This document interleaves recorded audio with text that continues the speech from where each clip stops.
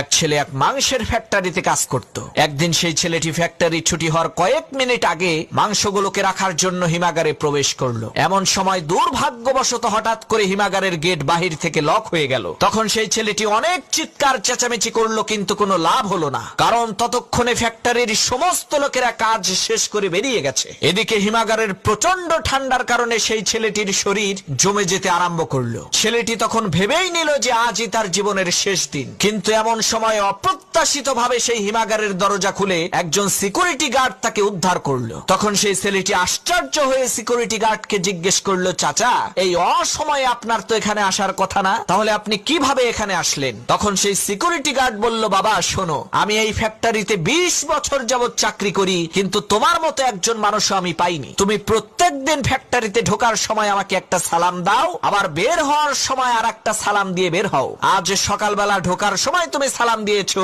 কিন্তু বের হওয়ার সময় তোমার সালামটা আমি পেলাম না। এই রকম তো কখনো হয় না। তাই আমি চিন্তা করলাম, নিশ্চিত তুমি এই ফ্যাক্টরির ভেতরেই আছো। তাই আমি তোমাকে খোঁজা আরম্ভ করলাম। খুঁজতে খুঁজতে এসে দেখি তুমি এইখানে আছো।